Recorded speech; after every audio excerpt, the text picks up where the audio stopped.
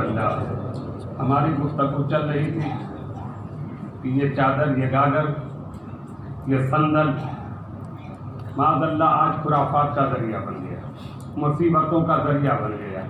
لیکن بات کب تک چلے گی؟ لیکن آخر میں کہنا پڑتا ہے، یاد رکھیے گا کہ یہ جو گستاخی کرنے والے ہیں نا، جو صندل کے نام پر بزرگوں کا نام خراب کرتے ہیں، جلوس محمدی یا جلوس غوثیہ کے نام پر خرافات کرتے ہیں، اللہ تبارک و تعالیٰ کی ناراضگی کا سبب ہے. نعت رسول اقدس صلی اللہ تعالیٰ علیہ وسلم پر ناچنا، گانا، اچھلنا، کودنا، یہ نعت رسول اقدس صلی اللہ تعالیٰ علیہ وسلم کی توہین اور تنقید ہے. بزرگوں کے نام پر صندل نکال کر کے اچھلنا، کودنا، یہ بزرگوں کے نام کی توہین کرنا ہے. اور توہین رسول ہو یا توہین اولیاء کرام ہو، اللہ تبارک و تعالیٰ کی ناراضگی کا سبب ہے. اور جب اللہ تبارک و تعالیٰ ناراض ہوتا ہے تو دنیا نہیں، دنیا کی بھی دولت، آخرت کی بھی دولت چھین لیتا ہے. آپ نے دیکھا ہوگا کتنے ایسے رہے ہوں گے، آپ کی نگاہوں کے سامنے ہوں گے، اسی گلیوں میں بھی بڑی دھوم دھام سے 12ویں شریف بناتے تھے، 11ویں شریف بناتے تھے. دھوم دھام کا مطلب سمجھے، یہی ناچ گانے، اچھلنا اور کودنا، صندل نکالنا، نعت رسول اقدس صلی اللہ تعالیٰ علیہ وسلم کی توہین اور تنقید کرنا بڑی دھوم دھام سے کرتے تھے. لیکن آخر نتیجہ کیا ہوا؟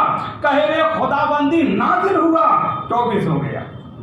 دیکھا ہوگا آپ نے، دھوم دھام سے کرتا تھا. نہیں یار، 11ویں شریف بڑی دھوم دھام سے کرتا تھا، نیاز فاتحہ بھی کرتا تھا. لیکن آج دیوبندی وہابی ہو گیا، 24 ہو گیا، شیطان ہو گیا. جب تک سنی تھا تو ناچتا کودتا تھا، اور شیطان ہوا تو اب نماز پڑھتا ہے. ہائے رے نماز، یہ تیری نماز کس کام کی ہے؟ اب تو جب تک مسلمان تھا، ایمان والا تھا تو شیطان بنا تھا، اور جب شیطان بن گیا تو اب نماز پڑھتا ہے. حضرت سیدنا جنید بغدادی رضی اللہ تعالی عنہ کے وقت میں یہ شیطان ابلیس اللہ والا بن کر کے آ گیا، اور جنگل میں نماز پڑھنا شروع کر دیا. نماز پہ نماز پڑھا جا رہا ہے، نہ ادھر دیکھتا ہے نہ ادھر دیکھتا ہے. سلام پھیرا اللہ اکبر، سلام پھیرا اللہ اکبر. لوگ اس کے ارد گرد جمع ہونے لگے. یہ لگتا ہے کہ بہت بڑا اللہ والا آ گیا ہے، بہت بڑا اللہ والا ہو گیا. اب جمع ہو گئے لوگ کہ کب نظر پڑ جائے تو میرا بیڑا پار ہو جائے گا. لوگ جمع ہونے لگے، میلہ لگ گیا، پورا جنگل بھر گیا. حضرت جنید بغدادی رضی اللہ تعالیٰ عنہ کو بھی خبر ملی تو آپ نے سوچا چل کے دیکھوں کون اللہ والا آ گیا، ہمارے علاقے میں کون اللہ والا آ گیا ہے. آپ پہنچے، وہاں بھی بیٹھے، اب نماز پہ نماز پڑھے جا رہا ہے. پھر آخر ایک مرتبہ قبلہ کی جانب تھوک دیا. وہاں آپ نے پڑھا لا حول ولا قوت الا باللہ العلی العظیم. یہ شیطان ہے، ابلیس ہے. اللہ والا کبھی قبلہ کی طرف تھوک نہیں سکتا ہے. اور پھر جب لاہور پڑھا تو پھر یہ آسمان کی طرف دھواں بن کر کے اڑ گیا. تو یہ نماز ان کی نماز نہیں ہے، لیکن ان کا حال جو گستاخی کرتے ہیں صندل نکال کر کے یا جلوس غوثیہ، جلوس محمدی میں، اسی طرح کی سزا ملتی ہے. اللہ تبارک و تعالیٰ ایمان چھین لیتا ہے، اور جب ایمان چھین لیتا ہے تو آپ سوچیں کہ کیا ہوتا ہے؟ یہی ہوتا ہے کہ دیوبندی ہو گیا، بابی ہو گیا، 24 ہو گیا. اب نماز پہ نماز پڑھے جا رہا ہے، لیکن نماز ایک دن لکوا ہو گیا. کچھ نہیں، نماز پہ نماز پڑھتے جائے لیکن کوئی کام بھی نہیں. جب تک سنی تھے تو ناچتے کودتے تھے، اچھلتے کودتے تھے. نماز سے کوئی تعلق نہیں، شیطان ہوا تو اب نماز پڑھتا ہے. تو یاد رکھیے، ان لوگوں کو آپ نے دیکھا ہوگا، اپنے نگاہوں کے سامنے رکھیے. لیکن میں نے دوسری بات بھی کہی تھی، اب اس بات کو آگے بڑھاتے ہیں، چھوڑ دیتے ہیں. اللہ تبارک و تعالیٰ کی بارگاہ میں دعا ہے کہ یہ اسلام و مسلمانوں کو بدنام نہ کریں. اللہ کے حبیب صلی اللہ تعالیٰ علیہ وسلم کی شان میں گستاخی نہ کریں، ان کا نام خراب نہ کریں. اولیاء کرام بزرگان دین کی عزت پر کھیلے نہیں، ورنہ یہی عذاب نازل ہوگا کہ ایمان چھین لیا جائے گا اور چوبیسیہ ہو جائے گا، وہاں بھی دیوبندی ہو جائے گا۔ اور ہم نے بتایا تھا کہ یہ گٹکا کھانے والے، کھینی کھانے والے، گانے والا پان کھا کر مسجد میں آنے والے، وہ بھی ہوشیار رہیں، فرشتوں کو تکلیف نہ دیں۔ فرشتوں کو تکلیف ہوگی تو آپ پریشانی میں مبتلا ہوگی۔ بیڑی پی کر کے، سگریٹ پی کر کے مسجد میں چلے جاتے ہیں منہ لے کر کے، ایسا مت کرو۔ ایسے یہ چاہیے ہی نہیں، چاہیے ہی نہیں کہ بدبودار منہ لے کر کے مسجد میں آؤ، ساری چیزیں کھا کر کے، گٹکا کھا کر کے مسجد میں آؤ۔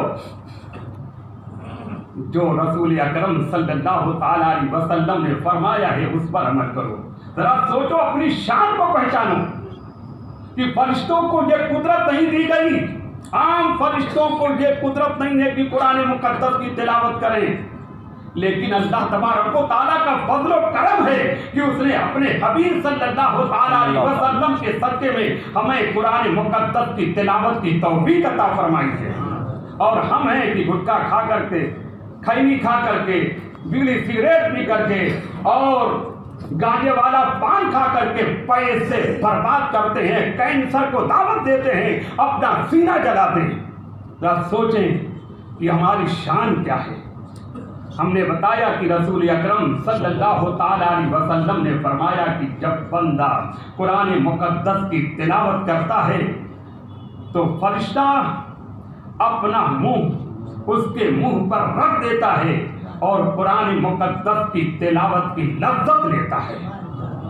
لیکن اگر اس کے منہ میں بدبو ہوتی ہے تو فرشتے کو تکلیف ہوتی ہے۔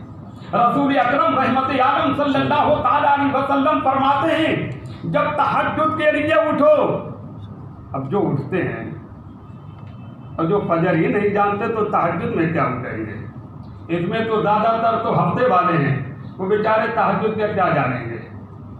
تہجد تو وہی جانیں گے جو پانچوں وقت پڑھتے ہوں، فجر جانتے ہی نہیں تو تہجد کیا جانیں گے؟ نبی اکرم رحمت عالم صلی اللہ تعالیٰ علیہ وسلم فرماتے ہیں جب تہجد کے لیے اٹھو تو مسواک کرو، کہ جب تم قرآن مقدس کی تلاوت کرتے ہو تو فرشتہ تمہارے قریب ہوتا ہے، پھر اور قریب ہوتا ہے، یہاں تک کہ اتنا قریب ہوتا ہے کہ اپنا منہ تمہارے منہ پر رکھ دیتا ہے اور پھر منہ میں داخل ہو جاتا ہے۔ فرشتوں کو اتنا لذت ملتی ہے کہ منہ تو اپنا رکھتا ہی ہے، یہاں تک کہ منہ میں داخل ہو جاتا ہے۔ اب اندازہ لگائیں کہ جب فرشتے کو ہم سے اتنی نسبت ہو جائے گی، فرشتہ ہمارے منہ میں ہوگا، ہمارے ساتھ ہوگا، تو ہمارا بگڑا ہوا کام بنے گا کہ نہیں بنے گا؟ اندازہ لگائیں، سوچیں۔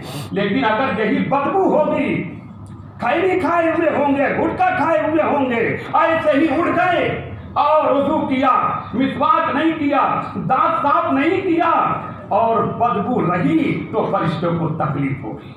لہذا اٹھو تو پہلے مسواک کرو کہ فرشتہ خوش ہوتا ہے، اپنا منہ رکھ دیتا ہے، یہاں تک کہ منہ میں داخل ہو جاتا ہے۔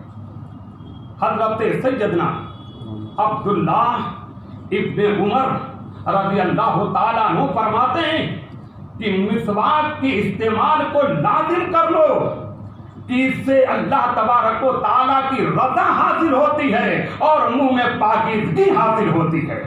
کیا چاہیے آپ کو؟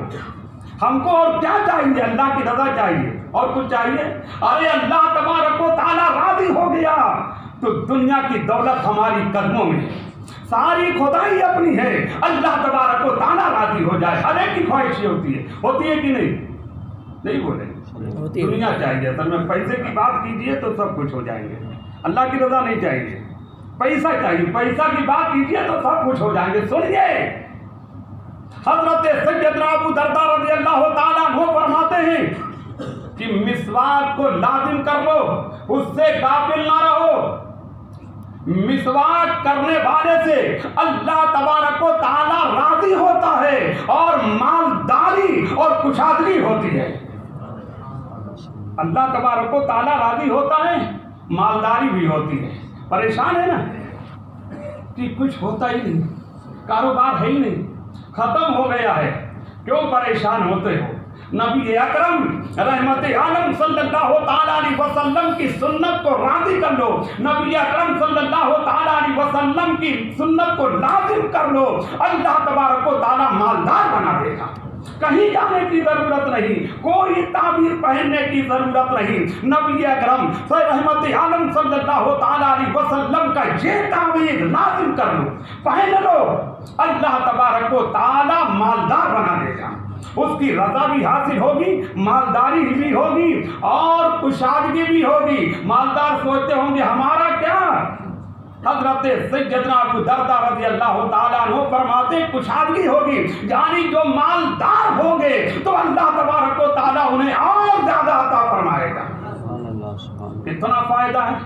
मालूम हुआ कि ये मिसवाक जो रबी अकरम रहमत आलम सल्लल्लाहु ताला अलैहि वसल्लम की अजीम सुन्नत है, अल्लाह तबारक व ताला की रजा भी हासिल है, मालदार भी बना देता है। जो मालदार हैं उनके कारोबार में और बरकत अता फरमाता है और मुंह पाकीज़ा हो जाता है, मसूड़े के दांत मजबूत हो जाते हैं, दाढ़ का दर्द दूर हो जाता है और चेहरा नूरानी हो जाता है, दांत चमकदार हो जाता है। और फरमाते हैं कि चेहरे के नूर और दांत की चमक की वजह से फरिश्ते मुसाफा करते हैं। कितनी अजीम दौलत है, अंदाजा लगाएं। दुनिया और आखिरत की दौलत इसी मिसवाक में अल्लाह तबारक व ताला ने रख दी है।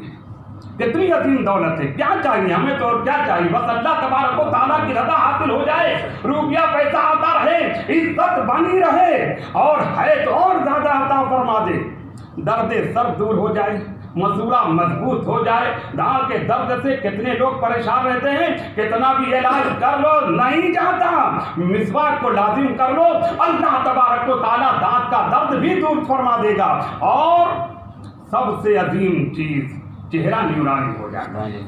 जो मिसवाक करने के आदी होते हैं ना, उनका चेहरा नूरानी हो जाता है और दांत में चमक पैदा होती है और फिर इसी दांत और चेहरे के नूर की वजह से फरिश्ते मुसाफा करते हैं और जिससे फरिश्ते मुसाफा कर लें वो जन्नती है। जिससे फरिश्ते मुसाफा कर लें वो जन्नती है, वो जहन्नम में ना जाएगा। कितनी अजीम दौलत है। लेकिन हाय अफसोस कि हमने यहूदियत और नसरानियत की तकलीद को अपना लिया है। बरश हमारे लिए जरूरी है, बरश हमारे लिए जरूरी है। हमने बताया कि सरकार आला हजरत ताजदार अहले सुन्नत अलैहि रहमत और रिज़वान फरमाते हैं कि बरश करना ये ईसाइयों का है काम है और जो बरश करते हैं वो हिमाकत और बेवकूफ़ी करते हैं। ये अपने नबी सल्लल्लाहु ताला अलैहि वसल्लम की सुन्नत को छोड़कर यहूदियों के कदम पर चलते हैं और अपने आप को सुन्नी कहते हैं, अपने आप को मुसलमान कहते हैं। अरे हर एक का एक आइडियल होता है, आपके भी जहन में कोई ना कोई आइडियल होता है कि हम ये करेंगे, हम ये बनाएंगे। तो अपना आइडियल अपने आका और मौला हुजूर सल्लल्लाहु ताला अलैहि वसल्लम को बनाओ कि हम जो भी करेंगे अपने आका और मौला अल्लाह के हबीब सल्लल्लाहु ताला अलैहि वसल्लम की सुन्नत के मुताबिक करेंगे। दुनिया भी बन जाएगी, आखिरत भी बन जाएगी। कुछ करना है मिसवाक में, कोई ज्यादा महंगी मिलती है क्या? कुछ जाता है आपका? जरा सोचिए। लेकिन कितनी अजीम दौलत है कि दुनिया की भी दौलत है, आखिरत की भी दौलत है। हजरत उम्मुल मोमिनीन आयशा सिद्दीका रज़ी अल्लाह ताला अन्हा फरमाती हैं कि बगैर मिसवाक के नमाज पढ़ना, मिसवाक के साथ नमाज पढ़ना 70 गुना जायज़ है। कितना? बर्श किया आपने तो किया ही ना। मिसवाक कर लीजिए 70 गुना, एक नमाज नहीं बल्कि मिसवाक करके नमाज पढ़ लीजिए तो 70 नमाजें आपने पढ़ी है। अंदाजा लगाएं। और हजरत सैयदना अब्दुल्लाह इब्ने अब्बास और हजरत सैयदना मौला अली शेर खुदा रज़ी अल्लाह ताला अन्हु फरमाते हैं कि 99 गुना यानी 99 गुना और फरमाते हैं या 400 गुना تو اندازہ لگائیے کہ 70، دوسری حدیث 99، تیسری حدیث 400۔ اب علماء کرام فرماتے ہیں کہ یہ اتنا فرق کیسے، کہیں 70، کہیں 99، کہیں 400۔ فرماتے ہیں یہ اخلاص کے اوپر ہے، جیسا اخلاص ہوگا ویسے ہی ثواب بھی ملے گا۔ آپ نے اٹھے، مسواک لیا، سنت کو یاد نہیں کیا، بس مسواک کر لیا تو 70 گنا، لیکن یاد کیا مسواک میرے آقا اللہ کے حبیب صلی اللہ تعالیٰ علیہ وسلم کی سنت ہے، پہلے وہ سنت ادا کریں گے تو اللہ تبارک و تعالیٰ 99 گنا ثواب عطا فرماتا ہے۔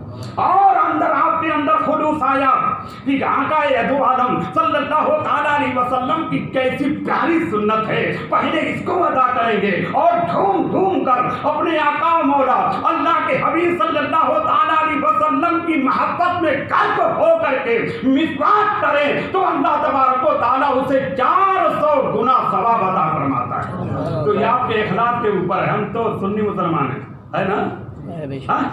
گڑبڑ تو نہیں نا؟ تو ہم تو اپنے آقا و مولا اللہ کے حبیب صلی اللہ تعالیٰ علیہ وسلم کی محبت میں ہی جو کچھ کرتے ہیں جی نہیں؟ تو مسواک بھی اٹھائیں گے تو یہی سوچیں گے یہ کیسی پیاری سنت ہے، اللہ کے حبیب صلی اللہ تعالیٰ علیہ وسلم نے کیسی پیاری نعمت عطا فرمایا ہے، یہ دنیا کی بھی دولت عطا فرما دی ہے، آخرت کی بھی دولت عطا فرما دی ہے۔ اس سنت کو ہم محبت کے ساتھ ادا کریں گے تو اللہ تبارک و تعالیٰ 400 گنا ثواب عطا فرماتا ہے۔ تو یہ ہے مسواک کی برکت، دنیا کی بھی دولت، آخرت کی بھی دولت۔ حضرت سیدنا مولا علی شیر خدا رضی اللہ تعالیٰ عنہ فرماتے ہیں مسواک کو لازم کر لو کہ قوت حافظہ کو بڑھاتا ہے۔ بہت لوگ پریشان ہیں، ہر تم شکایت لے کے آتے ہیں، کچھ یاد نہیں رہتا، بہت یاد کرتے ہیں، بادام بھی کھاتے ہیں، پستہ بھی کھاتے ہیں، اخروٹ کھاتے ہیں، دماغین بھی استعمال کیا ہے، لیکن کچھ فائدہ نہیں۔ ارے کہاں جا رہے ہو تم؟ مسواک کرو، یہ بادام سے بھی بہتر ہے، پستہ سے بھی بہتر ہے، دماغین کھانے کی ضرورت نہیں۔ نبی اکرم رحمت عالم صلی اللہ تعالیٰ علیہ وسلم کی سنت ادا کر لو، تمہارا قوت حافظہ مضبوط ہو جائے گا۔ کچھ کھانے کی ضرورت نہیں، بس ایک کام کر لو، اپنے آقا و مولا اللہ کے حبیب صلی اللہ تعالیٰ علیہ وسلم کی سنت کو اپنا لو۔ اور وہ گانجا کھانے والے بھی یاد رکھتے ہیں، بزرگان دین فرماتے ہیں جو گانجا کھاتے ہیں نا، جو خیری کھا کر کے اپنا منہ بدبودار کرتے ہیں نا، جو گٹکا کھا کر کے اپنا منہ بدبودار کرتے ہیں، انہیں مرتے وقت کلمہ نصیب نہیں ہوگا۔ جو مسواک کرتے ہیں، بزرگان دین اولیاء کرام فرماتے ہیں جو مسواک کرتے ہیں مرتے وقت انہیں کلمہ نصیب ہوگا۔ اللہ تبارک و تعالیٰ اپنے حبیب سید عالم صلی اللہ تعالیٰ علیہ وسلم کی عظیم سنت پر مسواک کرنے کی ہم سب کو توفیق عطا فرمائے، اور اے مولا اپنے حبیب صلی اللہ تعالیٰ علیہ وسلم کے صدقے فضیل ہم سب کی دعاؤں کو قبول فرمائے۔ مولا مسجد اقصی کی حفاظت فرما، فلسطین کے مسلمانوں کی حفاظت فرما۔ اے مولا فلسطین کے چھوٹے چھوٹے بچوں کا واسطہ، ان بچوں کی حفاظت فرما، ان بچوں کے صدقے طفیل میں مسجد اقصی کی حفاظت فرما، فلسطین کے مسلمانوں کی حفاظت فرما، فلسطین کے مسلمانوں کو غالب فرما دے اور یہودیوں صہیونیوں کو مغلوب فرما دے۔ مولا تعالیٰ فلسطین کے مسلمانوں کو فتح یابی عطا فرما، یہودیوں کو تباہ و برباد فرما دے۔ مولا تعالیٰ اس ملک میں بھی امن و امان عطا فرما، مسلمانوں کو عزت و شان و شوکت کے ساتھ زندگی گزارنے کی توفیق عطا فرما۔ اپنے حبیب سید عالم صلی اللہ تعالیٰ علیہ وسلم کی سنتوں پر چلنے کی توفیق عطا فرما۔ وما علینا الا البلاغ۔ السلام علیکم ورحمۃ اللہ۔